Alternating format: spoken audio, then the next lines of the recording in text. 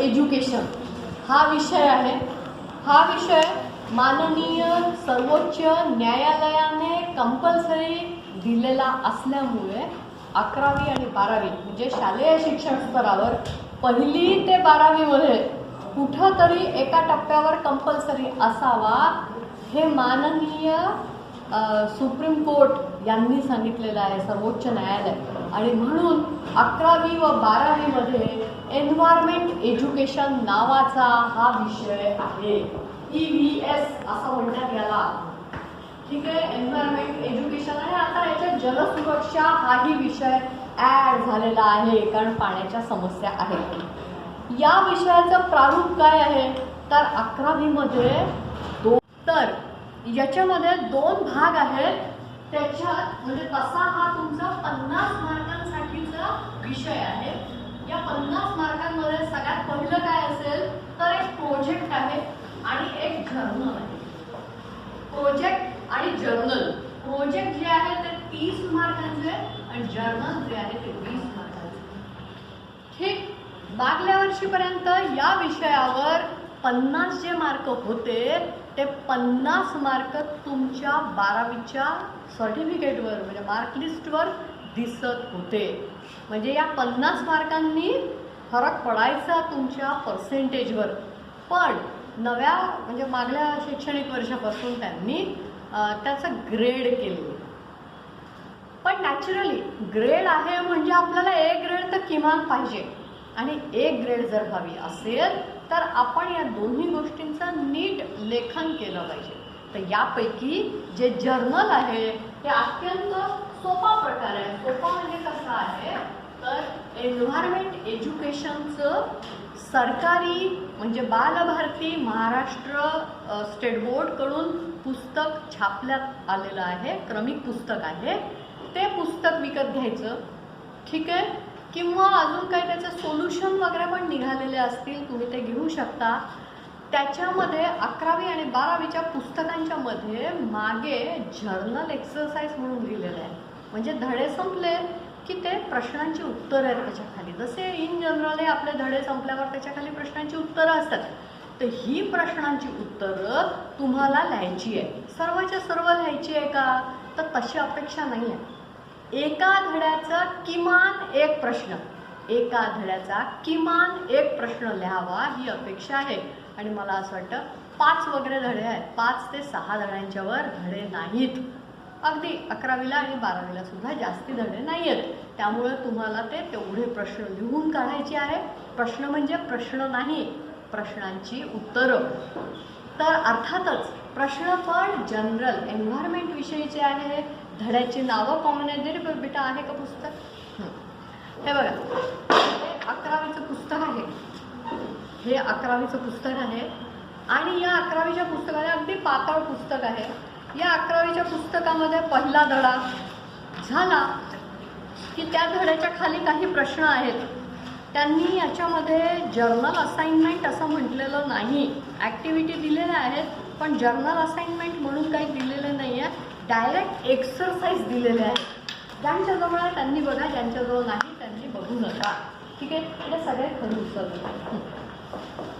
आता इथं प्रश्न आहे define the term environment, second question, ठीक आहे। त्याच्यातला पहिला सेकंड मधला सब क्वेश्चन पहिला, ठीक आहे।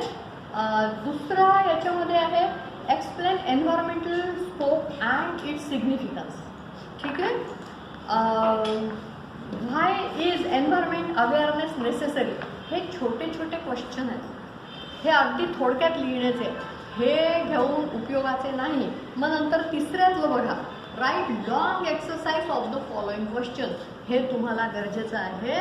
म्हणजे या धड्यातलं इथे जे 4 दिलेले आहे या 4 पैकी कुठल्याही प्रश्नाचं उत्तर तुम्ही देऊ शकता। 4 प्रश्न कसे आहेत? Describe briefly the work of the following organisations with regards to development of environmental issue, UNEP आणि NEERE, निरी, आपल्या इथे आहे निरीचं। अर्थात हे तुम्हाला मनाने करायची गरज नाही। या धड्यामध्ये सगळीकडे कुठे ना कुठेतरी निरी म्हणजे काय, ते काय काम करतं असं 100% दिलेलं आहे। हे सगळे दिलेले यांनी सगळे दिलेले आहेत, वेगळ्या वेगळ्या संस्था आणि त्यांची कार्य काय आहे. तर हेच तुम्हाला बघायचं आहे आणि प्रश्नाचे उत्तर लिहून काढायचं आहे. असा एकही प्रश्न नाही आहे की जो धड्यात शिकवल्या गेलेला नाही आहे, त्यामुळे ते प्रश्नांचे उत्तर तुम्हाला लिहायचे आहे. हे प्रत्येक धड्याचा 4-4, 5-5 प्रश्न दिले आहे. पर्यायापैकी कुठलाही एक प्रश्न सोडवून आणायचा. एवढ्या मोठ्या धड्यातून एक नाही, म्हणजे एवढ्या मोठ्या पुस्तकातून एक नाही, प्रत्येक धड्याचा एक. जर 5 धडे असतील 5 प्रश्न येतील तुमचे. असं सोडवायचं आहे. हे किती मार्कांसाठी आहे? हे आहे 20 मार्कांसाठी. हे दाखव. ही तुमची वही आहे, प्रोजेक्ट आणि जर्नल रायटिंग बुक. म्हणजे ही वही तुम्हाला बनवायची. 11वीसाठी स्वतंत्र वही राहील. 11वीच्या जे काही हे आहे, काय म्हणतात त्याला, जर्नलचे प्रश्न, ते जर्नलचे प्रश्न 11वीच्या वहीत राहील. 12वीचे 12वीच्या वहीत राहील. ठीक आहे. आता आपण महत्त्वाचं वळूया ते प्रोजेक्टकडे. ठीक आहे. प्रोजेक्ट म्हणजे काय? तर ही इथे एक जुन्या मुलीची वही आणलेली आहे. तर हे टॉपिक असेच आहेत यंदा सुद्धा. पहिलं काय असेल हे, तर या वहीमध्ये लिहून घ्यायचं असेल तर selection of the project. Selection of the project नाही, तुमच्या या वहीत नाही लिहायचंय बेटा, रफमध्ये लिहायचं आहे. आधी रफमध्ये लिहायचं आहे. या वहीत आत्ता लिहायचं नाही, या वहीत वेळ लिहायचं. हां, आणि समजा आत्ताच्या आत्ता वही घेऊन लिहिलं नाही म्हणजे थांबा वेळ घालवा असं करायची गरज नाही, कारण आपण रेकॉर्ड करतोय, आपल्याजवळ आहेच. पॉईंट आहे एम अँड ऑब्जेक्टिव्ह. तिसरा पॉईंट आहे इम्पॉर्टन्स. चौथा पॉईंट आहे मेथोडॉलॉजी. 5वा आहे ऑब्झर्वेशन. 6वा आहे ॲनालिसिस आणि 7वा आहे कन्क्ल्युजन. ठीक आहे. कन्क्ल्युजन. आता एकेका पॉईंटवर आपण बोलणार आहोत. सगळ्यात पहिले सिलेक्शन ऑफ द टॉपिक. ठीक आहे. एन्व्हायरमेंट म्हणजे पर्यावरण, आणि या पर्यावरण आणि शिवाय वॉटर रिसोर्सेस पण, म्हणजे वॉटर कन्झर्वेशन पण घेतलेलं आहे, म्हणजे जलसुरक्षा पण घेतलेलं आहे. तर पर्यावरणामध्ये सगळाच घटक येतो. तुम्हाला माहिती आहे एन्व्हायरमेंट म्हणजे काय? तर पृथ्वीच्या भोवती असलेलं सगळे जे काही आवरण आहेत ते, आणि पर्यावरण म्हणजे पृथ्वीवर असलेल्या सगळ्या गोष्टी, म्हणजे जल, वायू, आकाश, ह्या सगळ्या गोष्टी ज्या मानवी जीवनावर काय प्रभाव टाकतात आणि मानवी जीवन जे या पर्यावरणावर प्रचंड वाईट प्रभाव टाकतं, त्या सगळ्यांचे विषय तुम्ही एन्व्हायरमेंटमध्ये घेऊ शकता. विषयाला बंधन नाही. पहिलेच सांगते की या एन्व्हायरमेंट एज्युकेशनबद्दल प्रोजेक्ट करायचा आहे असं म्हटलं की 10वीपर्यंत काहीतरी आपण प्रोजेक्ट केलेले असतात. मग आपल्याला तोच एक समज असतो. आपण जातो, एखादा विषय ठरवतो आणि तो विषय घेतो भरभर आणि काहीतरी आपण एसे पॅटर्ननी लिहून टाकतो. असं चालणार नाही. विषय अत्यंत सोपा आहे, कठीण करू नका. ठीक आहे. पहिलं काय करायचं आहे, सिलेक्शन ऑफ द प्रोजेक्ट. एखादा टॉपिक निवडायचा. आता कुठला टॉपिक निवडायचा, तर जो सगळ्यात सोपा असेल पण जो पर्यावरणाशी निगडित आहे असा विषय तुम्ही घेऊ शकता. उदाहरणार्थ consumption of electricity in my home हा विषय मी घेऊ शकते. Consumption of electricity in my home. का? कारण इलेक्ट्रिसिटी जी तयार होते ती रिन्युएबल आहे का? नाही, नॉन रिन्युएबल सोर्सेसपासून बनते, कोळशापासून बनते. आणि जर कोळसा उत्पन्न झाला नाही तर सगळ्यांनाच वीज मिळणार नाही. मग समजा मी खूप जास्ती वीज वापरली, त्याचा परिणाम काय होणार आहे की कधीतरी कोणाला तरी वीज कमी पडणार आहे. ठीक आहे. तर मग कन्झम्पशन ऑफ इलेक्ट्रिसिटी हा जर विषय मी निवडला तर मी तो विषय का निवडला हे सिलेक्शन ऑफ द टॉपिकमध्ये द्यावं लागणार आहे. ठीक आहे. का सिलेक्ट केला? कारण डेली लाईफमध्ये मला विदाऊट इलेक्ट्रिसिटी जगता येत नाही, ही फॅक्ट आहे.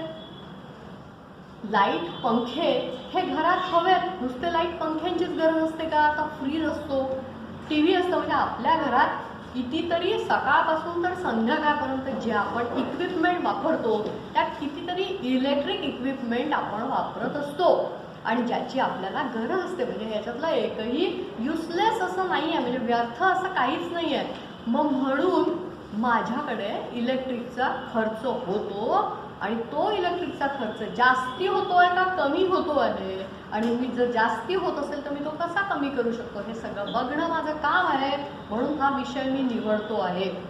असं करून तुम्ही हा विषय का घेतला हे कारण देऊ शकता.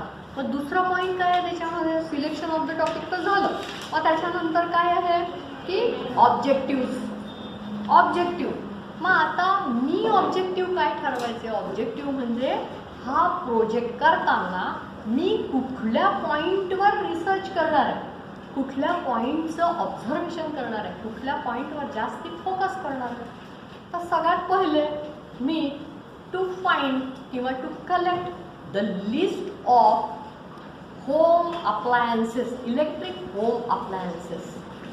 मग त्याच्यानंतर सेकंड टू कलेक्ट किंवा टू लिस्ट द काय म्हणते पंख्यांची यादी करीन, ट्यूबलाईटची यादी करीन. ठीक आहे. मग मी सगळ्या गोष्टींचं ही म्हणजे मी लिस्ट बनवील, मी यादी बनवील. असा विषय दुसऱ्या याच्यात येईल. तिसऱ्या याच्यात टू फाइंड द काय म्हणता येईल त्याला, ते कुठले काय म्हणजे फ्रेंडली इक्विपमेंट असतात, काय इलेक्ट्रिक बचत करणारे असे असतात, ते इको फ्रेंडलीपेक्षाही त्याला काय ECS काहीतरी म्हणतात, तो नवा एक LED लाईट वगैरे आलेला आहे की ज्याच्यामध्ये कमी पॉवर कन्झ्युम करतात, कमी पॉवर कन्झ्युम करणारे असतात. जसे हे जे पंखे आपल्या शाळेतले हे जुन्या काळाचे आहे ना, त्या खूप जास्ती पॉवर खिचतात. याच्यापेक्षा जुन्या काळातला असा जड पंखा असायचा बा, त्याची अशी हेवी ड्युटी अशी जड असं मधली मशीन असायची आणि त्याचे पाते असे मोठे मोठे असायचे. तर ते ना फिरायला खूप जास्ती पॉवर देतात. आणि आताचे जे नवे पंखे आलेले आहे ना ते लोखंडाच्यापेक्षा ते फायबरचे असतात, म्हणजे ते वेगाने फिरतात. तर हे जे आलेलं आहे की कन्झ्युम इलेक्ट्रिसिटी कमी करणार, म्हणजे कन्झम्शन इलेक्ट्रिसिटीचं कमी करणार आहे, त्याची लिस्ट वेगळी हे मी एममध्ये ठेवलं. पण प्रत्येक वेळेला म्हणजे ऑब्जेक्टिव्हमध्ये ठेवलं. या ऑब्जेक्टिव्हची सुरुवात कशी असायला पाहिजे? To check, to find, to collect, to write, to observe, ठीक आहे, किंवा टू स्टडी वगैरे वगैरे वगैरे, याच अँगलने असला पाहिजे. आणि किती ऑब्जेक्टिव्ह ठेवायचे? 5 पुरे झाले. 5 वर संशोधन करताय खूप झालं. ठीक आहे. हा काही मोठा थिसिस नाही आहे, म्हणजे हा PhDचा थिसिस नाही आहे की तुम्ही खूप सारं काहीतरी लिहून ठेवाल. ठीक आहे. तर तुम्ही ऑब्जेक्टिव्ह या पद्धतीनं घेऊ शकता. मी कोणते 5 ऑब्जेक्टिव्ह घेतलेले आहे? मी पहिला घेतला माझ्या घरातल्या काय इलेक्ट्रिक अप्लायन्सेसची यादी करणे. 2 माझ्या घरातले काय म्हणजे इलेक्ट्रिक फ्रेंडली म्हणजे जे काही ते कन्झम्शन कमी करणाऱ्या इलेक्ट्रिक अप्लायन्सेसची यादी करणे. दुसरं.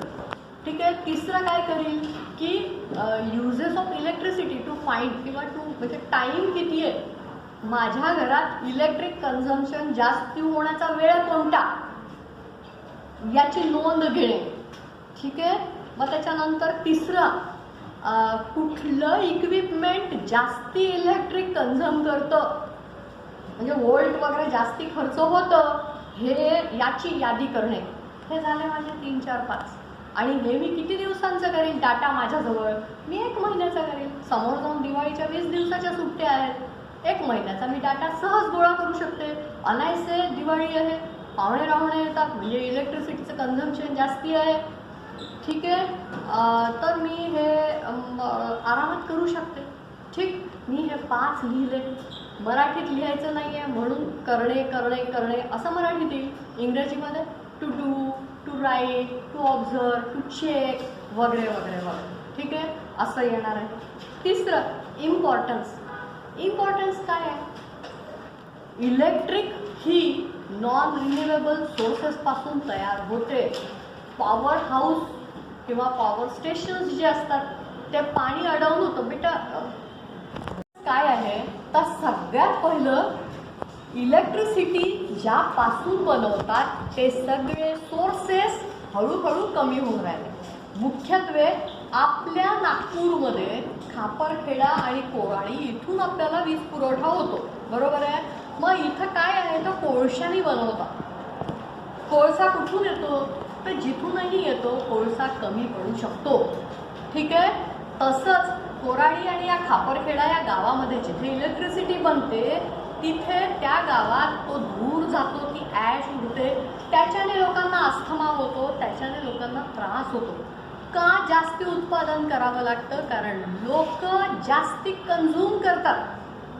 समजा लोकांचं जसं मागल्या वर्षी लॉकडाऊन होतं, कन्झम्पशन कमी होतं तर पोल्युशन कमी होतं, समजतंय. याचा अर्थ या इलेक्ट्रिकच्याही ओव्हरयूजनी पोल्युशन होतं. शिवाय जो काही नॉन रिन्युएबल सोर्स आहे तो कमी होतो कारण एक कोळसा बनवायला कितीतरी वर्ष लागतात. मग म्हणून माझ्या घरातला इलेक्ट्रिकचा वापर कसा कमी होईल हे बघणं आणि माझ्याचप्रमाणे माझ्या मित्रमैत्रिणींच्याही घरातला कमी करायला त्यांना भाग पाडणं हे अत्यंत महत्त्वाचं आहे. अवेअरनेस हा सगळ्यात जास्ती गरजेचा आहे. असं म्हणून मग हा विषय मी निवडलेला आहे. इम्पॉर्टन्स या पद्धतीनं सांगायचं. नंतर मेथोडॉलॉजी. तर मेथोडॉलॉजी 2-3 प्रकारची असते. क्वेश्चनेरा, त्याच्यानंतर इन्फॉर्मेशन गोळा करून, हिस्टॉरिकल मेथड असते. आता तुम्ही इथं मेथड काय करणार आहे तर इथं तुम्ही डायरेक्ट मेथड करणार. म्हणजे कसं की मागल्या महिन्याचं बिल बघणार आहात आणि मागल्या महिन्याच्या बिलच्या नंतर या महिन्यात तुम्ही पूर्ण एक महिनाभर तुमच्या घरातल्या सगळ्यांच्या वागण्याचं, इलेक्ट्रिक अप्लायन्सेस यूज करण्याचं सगळ्यांचं लक्ष ठेवणार आहात, मोजमाप करणार आहात, ठीक आहे. आणि मग ती नोंद करून ठेवणार आहात. तर हे तुम्ही इथे लिहू शकता. आणि शिवाय काही माहिती गुगलवरून मिळवणार आहे. म्हणजे फॉर एक्झाम्पल किती वोल्टचा, आपण जसा फ्रीज घेतो तर आपल्याला ते सांगतात इतके वोल्टचं आहे.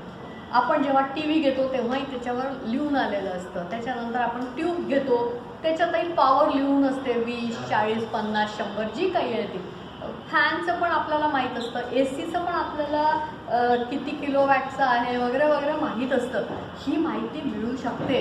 तर ही माहिती मिळवण्यासाठी आयदर आपल्याकडचे बिलं बघायची किंवा बिलं म्हणजे ती वस्तू घेतल्याचं बिल, किंवा मग नेटवर सर्च करायचं की या कंपनीच्या या मॉडेलला किती वीज खर्च होते. नेटवरून देतं तर मग आपण त्याच्यात मेथोडॉलॉजीमध्ये लिहू शकतो की काही माहिती मी नेटवरून गोळा केलेली आहे, नेटच्या साह्याने गोळा केलेली आहे. काही माहिती मी कुणाला विचारलेली आहे, मदत घेतलेली आहे आणि काही माहिती मी ही स्वतः ऑब्झर्वेशननी मेहनतीने तयार केलेली आहे, ठीक आहे. हा झाला मेथड. मग त्याच्यानंतर ऑब्झर्वेशन. आता ऑब्झर्वेशनमध्ये काय करायचं, सगळ्यात पहिलं मी लिहिलं होतं म्हणजे to make the list of electric appliances in my home. मग याचं उत्तर काय येणार की माझ्या घरात 5 खोल्या आहेत, 5 खोल्यांमध्ये 5 ट्यूबलाईट, 5 छोटे लाईट आणि 5 पंखे आहेत. शिवाय माझ्या 2 खोल्यांमध्ये AC आहे. म्हणजे ज्याच्याकडे उगाच फेकायचं नाही, आपलं जे आहे ते आपण लिहिणार आहोत, ठीक आहे. त्याच्यानंतर माझ्याकडे एक फ्रीज आहे, एक TV आहे, एक मोबाईल हीटर आहे म्हणजे वॉटर हीटर आहे. त्याच्यानंतर इलेक्ट्रिक प्रेस आहे माझ्याकडे, आयर्न म्हणजे प्रेस करायची. अजून माझ्याकडे ओव्हन आहे. त्याच्यानंतर इंडक्शन आहे माझ्याकडे. या सगळ्या गोष्टी इलेक्ट्रिकच्या आहेत. तर या सगळ्यांची, किंवा मग वॉटर पंप आहे, पाणी सबमर्सिबल पंप किंवा काय जे काय असतं, किंवा पाणी वरती चढवायला इलेक्ट्रिसिटीचाच वापर होतो. तर हे माझ्याकडे अप्लायन्सेस आहेत, ठीक आहे. हे तुम्ही लिहू शकता. मग त्याच्यानंतर अजून काय तर दुसरं काय होतं की जास्ती कन्झ्युम करणारं, पॉवर कन्झ्युम करणारे यातले इक्विपमेंट कोणते हे चेक करणार होता तुम्ही. का मग त्याची लिस्ट लिहू शकता की सगळ्यात जास्ती ओव्हन हीट म्हणजे ओव्हन, ठीक आहे. मायक्रोवेव्ह म्हणा किंवा OTG जे काही आहे ते जास्ती इलेक्ट्रिक खातं. त्याच्यानंतर प्रेस, याला जास्ती इलेक्ट्रिसिटी लागते. त्याच्यानंतर कूलर, याला जास्ती इलेक्ट्रिसिटी लागते. हीटर असेल समजा रूम हीटर, वॉटर हीटर यांना पण जास्ती इलेक्ट्रिसिटी लागत असते. तर हे सगळ्यात जास्ती हे करणारे आहे. मग याला म्हणजे कमी इलेक्ट्रिसिटी खाणारे काय आहे, तर माझ्याकडे LED चे ट्यूब आहेत. LED चे ट्यूब या कमी हे करतात. तसंच आता जे नवे आलेले आहेत त्याला 5 स्टार वगैरे मिळालेलं असतं. या सगळ्या गोष्टी लिहायच्या, म्हणजे प्रत्येक ऑब्जेक्टिव्हचं उत्तर त्याच्यात आलं पाहिजे. अगदी प्रश्नाचं उत्तर दिल्यासारखं द्या असं नाही, पण त्याला साजेसं पण ते कव्हर झालं पाहिजे. हे प्रत्येक ऑब्झर्वेशनला तुम्ही ऑब्जेक्टिव्हला सॅटिस्फाय केलं पाहिजे ऑब्झर्वेशनमध्ये. नंतर ॲनालिसिस. आता ॲनालिसिस महिन्याभराचे इक्विपमेंट तुम्ही वापरताय, महिनाभराचा तुमचा जो डाटा गोळा होतो आहे, तर तुमचा ॲनालिसिस होणारच आहे की दुपारच्या वेळेला इलेक्ट्रिसिटी कमी कन्झ्युम होते. तर तुम्ही जे काही ठोकताळे काढणार ते असे असतील, उदाहरणार्थ की या वस्तूंना खूप जास्ती इलेक्ट्रिसिटी लागते. आता घरात हीटर जर असेल पाणी गरम करायला, तर घरात जर 5 मेंबर असतील समजा, तर 5 मेंबरला आंघोळ करायला इतका वेळ लागतो आणि एवढ्या वेळामध्ये ते एवढं मीटर फिरतं हीटर लावल्यामुळे. हिवाळा असल्यामुळे पाणी अधिक गरम लागतं आणि म्हणून आताशा याचा जास्ती कन्झम्पशन होतं. हे तुमचं ॲनालिसिस राहील. म्हणजे मागल्या महिन्यामध्ये उन्हाळ्यामध्ये याचं बिल इतकं कमी आलं होतं आणि मात्र आता एवढं आलेलं आहे, ही तुलना तुम्ही देऊ शकता. त्याच्यानंतर चार्ट देऊ शकता की हिवाळा असल्यामुळे या इक्विपमेंटचे हे बिलं वाढले आणि या इक्विपमेंटचे वापर कमी झाला. उदाहरणार्थ पंख्याची बिलं कमी होतील, ACचं बिल कमी होईल, कूलरचं बिल कमी होईल, पण हीटरचं बिल वाढेल. प्रेस करण्याचं प्रमाण वाढेल, कारण सकाळी सकाळी थंड कपडे असतात कधी कधी आणि मग त्याला आपल्याला थोडंसं गरम करून घ्यावं लागतं, थोडंसं बरं वाटतं म्हणून, सकाळची जर शाळा असेल तर. त्या अशा गोष्टी आहेत. आणि हिवाळ्यामध्ये लवकर अंधार पडतो, सकाळी पण लवकर उजाडत नाही. आपल्याला मात्र सकाळी उठून कामाला जावं लागतं, रात्री पण अभ्यास करावा लागतो. लाईटची बिलं हिवाळ्यामध्ये जास्ती वाढतात. उन्हाळ्यामध्ये त्यामानाने ब्राईट सनलाईट असतो, त्याच्यामुळे लाईट येतो, बऱ्याचदा घरामध्ये लाईट येतो, तर हिवाळ्यामध्ये येत नाही. म्हणून हे सगळे ऑब्झर्वेशन तुमचे राहतील. या पद्धतीने तुमचं ॲनालिसिस असेल. ॲनालिसिस करताना शक्यतोवर फिगर द्यावे. म्हणजे मागल्या महिन्याचं बिल या वस्तूंमुळे इतकं आलं होतं, आता या महिन्यात इतकं आलेलं आहे, पुढल्या महिन्यात मी इकडे लक्ष देईल. मग माझा ग्राफ देऊ शकता, पाय चार्ट देऊ शकता, टेबल फॉर्मॅटमध्ये देऊ शकता. पण इथे ॲनालिसिसमध्ये न्यूमरिकल्स म्हणजे तसं एक्सप्लेनेशन द्यायला पाहिजे, संख्यात्मक विवरण दिलं पाहिजे. ठीक आहे, नुसती माहिती सांगायची गरज नाही आहे, इथं ॲनालिसिस आहे. म्हणजे मागल्या वेळेला किती खर्च होत होता, मी अवेअरनेससाठी आता ऑब्झर्व करतो आहे, मग पुढल्या महिन्यात माझा किती असेल, आता ते तुम्ही 15-15 दिवसाचं करा, 3 महिन्याचे ऑब्झर्वेशन करू शकता, असं काही नाही 1च महिन्याचं करू शकता. या पद्धतीनं तुम्ही घेऊ शकता. जुनी 2 बिलं आणि नवं अशा पद्धतीनं पण तुम्ही करू शकता. ठीक आहे. नंतर कन्क्ल्युजन काय की माझ्या घरातल्या या वस्तू या आधीच्या काळात घेतलेल्या असल्यामुळे त्या खूप जास्ती इलेक्ट्रिसिटी कन्झ्युम करतात. मी आता त्याच्यावर असतं बरं 5 स्टार वगैरे दिलेले असतात, तसे इक्विपमेंट घ्यायला पाहिजे, म्हणजे इलेक्ट्रिक फ्रेंडली इक्विपमेंट घ्यायला पाहिजे. ते आपण घेऊ शकतो. ठीक आहे. त्याच्यानंतर म्हणजे बदलू शकतो प्रॉडक्ट. आता ते तुमच्या हातचं नाही आहे, पण तुम्ही सुचवू शकता. म्हणजे समजा आता TV जुना झाला असेल, जो 20 वर्षापूर्वीचा TV असेल, तर आता जे नवे आहे ते LED घेतला तर त्याच्यातून हे कमी होतं, म्हणजे कन्झम्पशन कमी होतं. जुना फ्रीज असेल तर आता तो बदलला तर तो कामात येऊ शकतो, म्हणजे आपल्याला नंतरची बचत होऊ शकते. अशा पद्धतीनं हे कन्क्ल्युजन लिहायचं आहे.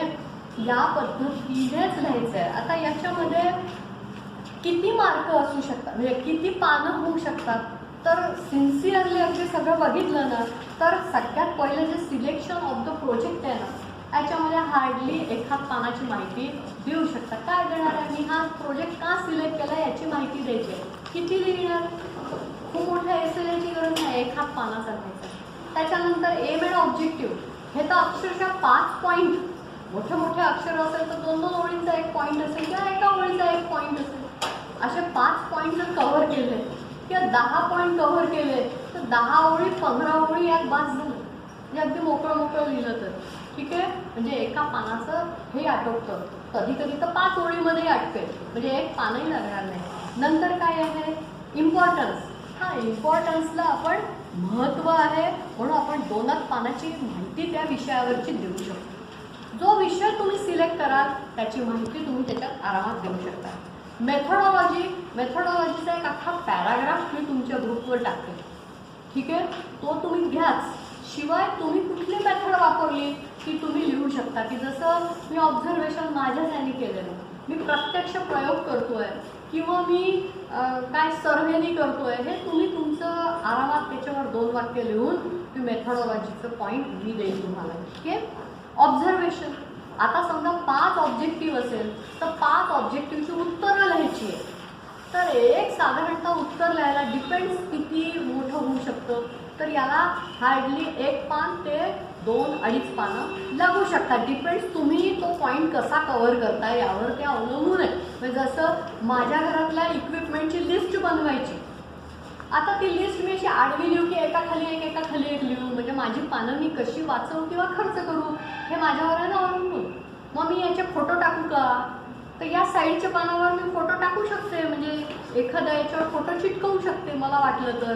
गरज आहे का, मी पहिल्या वर्गाचा प्रोजेक्ट करते आहे का, नाही, गरज नाही आहे, मी नाही टाकणार ना. मग प्रोजेक्टमध्ये चित्र असलेच पाहिजे अशी आवश्यकता नाही. ठीक आहे, पण एखाद्या वेळेला असूही शकते, तो प्रोजेक्ट कोणत्या करताय त्यावर अवलंबून आहे.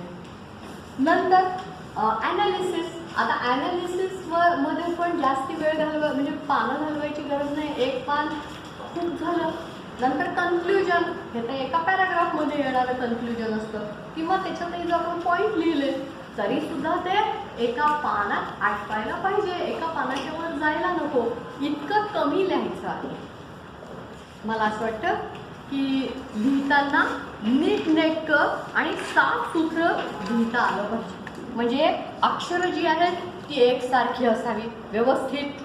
विषयाचं नाव लिहिलेलं असावं, इथं लिहिलं गेलं नाही. विषयाचं नाव पहिले आलं पाहिजे, मग माहिती लिहायला पाहिजे. ठीक आहे. मग हा खूप आदर्श आहे असं नाही, इन जनरल एक टॉपिक आपण समोर देतोय, हे इथे दिलेलं आहे.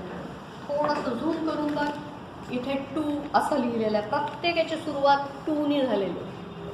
या प्रत्येक प्रोजेक्टची म्हणजे ऑब्जेक्टिव्हची सुरुवात 2 ने झालेली आहे. त्याच्यानंतर इम्पॉर्टन्समध्ये तुम्ही भरपूर लिहू शकता, तुम्हाला जेवढं त्या विषयावर लिहिता येण्यासारखी माहिती आहे, महत्त्व काय आहे त्या विषयाचं, हे तुम्ही भरपूर लिहू शकता.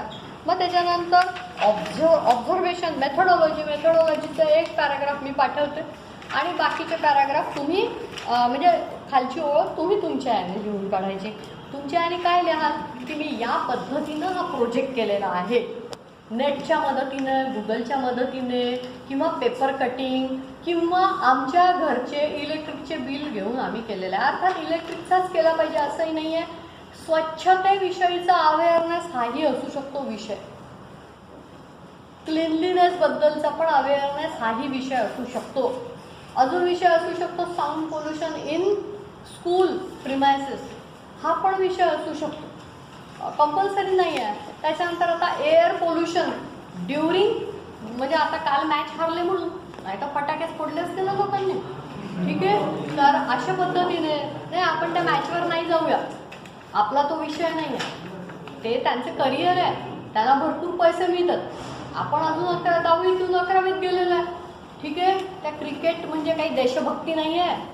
एखादा युद्धामध्ये जो सैनिक खेळतो ना त्याचं कौतुक करायचं, ते क्रिकेट वगैरे म्हणजे काही हे नाही. त्यांना कोणी सांगितलं होतं शौकिया खेळायलाच नव्हतं पाहिजे ना, हारायचं होतं तर जायचंच नव्हतं, किंवा मग जिंकण्यासाठी जायचं होतं. जसं ऑलिम्पिकमध्ये जिंकले अपंग लोकांचे, ऑलिम्पिकमध्ये जिंकून आले मेडल, मग हे चांगले लोक एवढे श्रीमंत का नाही जिंकले, जाऊ दे, तो आपला विषय नाही. हे बघा, ॲनालिसिसमध्ये हिने पूर्ण असे टेबल चार्ट वगैरे केलेले आहे. या पद्धतीनं तुमच्या ॲनालिसिसमध्ये असलं पाहिजे. कंपल्सरी आहे का, हो, काही टॉपिकसाठी ॲनालिसिसमध्ये कॅल्क्युलेशन कंपल्सरी आहे, आणि मग कन्क्ल्युजन एकदम कमीवरच लिहिल्या जातं. अशा रीतीनं हा प्रोजेक्ट पूर्ण होतो. ठीक आहे.